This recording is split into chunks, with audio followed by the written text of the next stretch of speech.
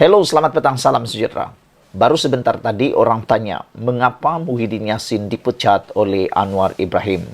Mengapa Muhyiddin Yassin kena pecat? Jadi petang ini saya akan dedahkan kepada Anda semua. Apa sebab Muhyiddin Yassin dipecat serta-merta daripada jawatan beliau dalam MPN? Sebelum kita teruskan, terima kasih kerana telah menekan butang subscribe. Tekan butang subscribe itu percuma dan Anda mendapatkan isu-isu terkini daripada channel saya. Baiklah, saudara-saudara, pada petang hari ini, sebentar tadi Muhyiddin Yassin telah pun dipecat daripada menjadi pengerusi MPN apabila MPN turut dibubarkan. Dan ini sebabnya beliau dipecat dan MPN dibubarkan.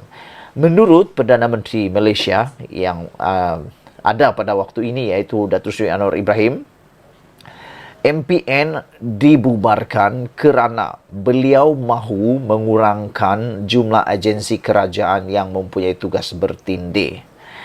Anwar Ibrahim juga berkata badan yang dianggap mempunyai pertindihan tugas ialah MPN. MPN telah dibatalkan kerana ia satu pertindihan tugas, kata beliau.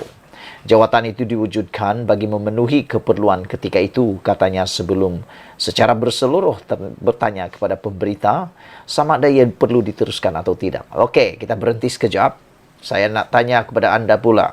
Kalaulah saya ini Datuk Seri Anwar Ibrahim, Perdana Menteri Malaysia, bolehkah saya bertanya juga kepada anda, apa jawapan anda pada persoalan Datuk Seri Anwar Ibrahim ini? Iaitu, adakah MPN perlu diteruskan? Kalau perlu diteruskan, kenapa perlu diteruskan? Pengerusinya pula ialah Muhyiddin Yassin. Tapi, kalau anda bersetuju dengan Datuk Seri Anwar Ibrahim, kenapa perlu dibubarkan? Apa sebab MPN harus dibubarkan dengan segera? Selain daripada pertindihan kuasa. Kalau kamu setuju, tinggalkan komen kamu. Kalau kamu tidak setuju, pembubaran MPN ini bermakna anda tidak meninggalkan komen. Bila kamu tidak tinggalkan komen, kamu setujulah tuh MPN diteruskan. Tapi kalau kamu setuju MPN tidak diteruskan, kamu tinggalkan komen kamu. Okey, baik. Jadi sebab utama Muhyiddin Yassin terpecat daripada jawatan pengerusi MPN kerana MPN dibubarkan atas sebab berlaku pertindihan. Dan saya sebenarnya secara peribadi saya setuju dengan pembubaran MPN ini kerana memang berlaku pertindihan kuasa. Apabila berlaku pertindihan kuasa seperti yang saya sudah nyatakan sebelum ini, ianya akan melibatkan kejadian bangau-bangau, iaitu tuding-menuding. Tak tahu siapa yang harus lakukan kerja itu. Contohnya, menyapu.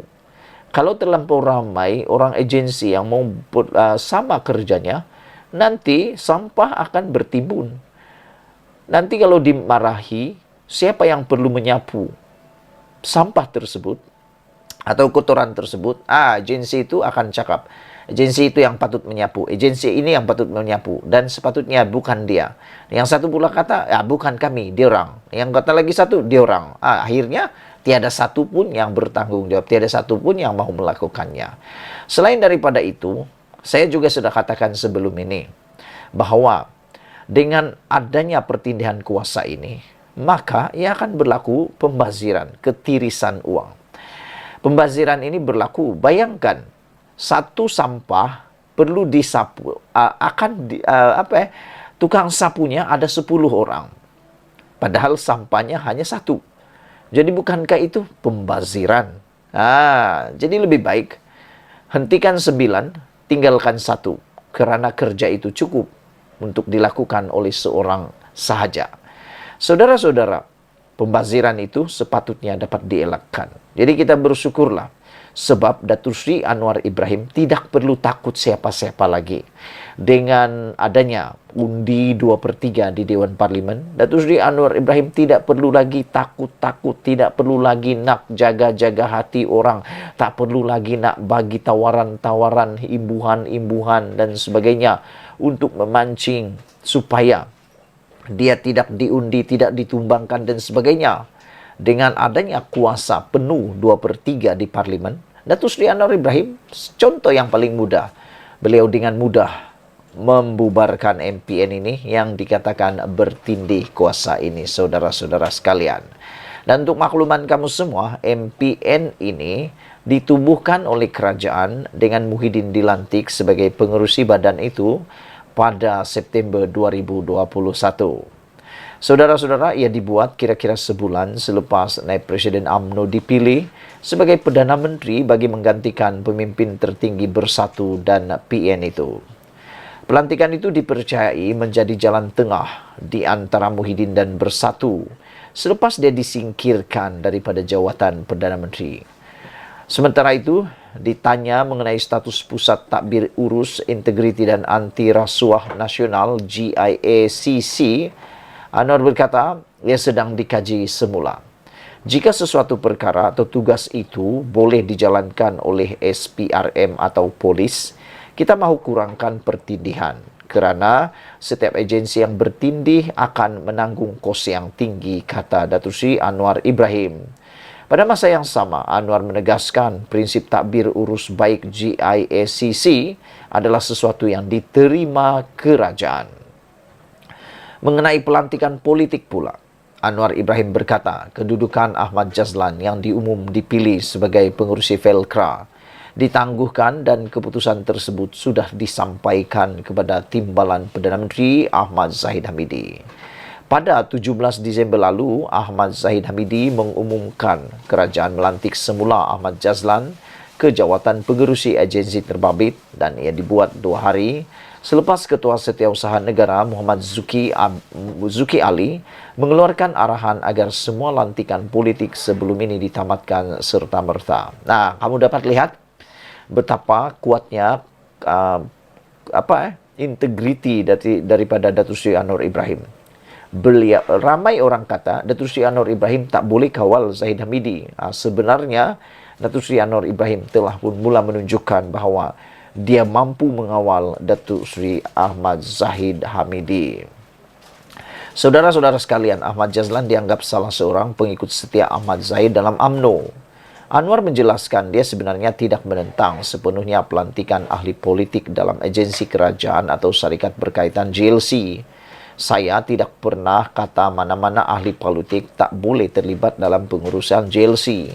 Bagaimanapun ini tertakluk kepada terma dan mereka mesti mempunyai kelayakan dalam bidang berkaitan, kata beliau. Saya sangat setuju dengan apa yang Datuk Seri Anwar Ibrahim katakan ini.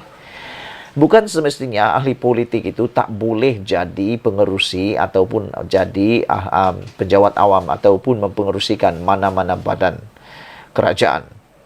Tetapi ianya mesti mempunyai kelayakan. Apa salahnya ahli politik menjadi pengerusi dalam satu-satu agensi?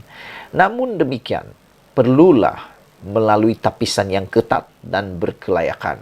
Jangan dipilih hanya kerana untuk supaya ada sokongan.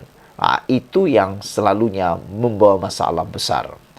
Mungkin ada beberapa pemimpin politik, kata Datuk Seri Anwar Ibrahim, atau ahli parlimen yang ditugaskan mengetuai agensi berkaitan. Tetapi kami telah menetapkan bahawa ia mesti berdasarkan keupayaan profesional mereka, prestasi sebelum ini, dan pematuhan peraturan, katanya.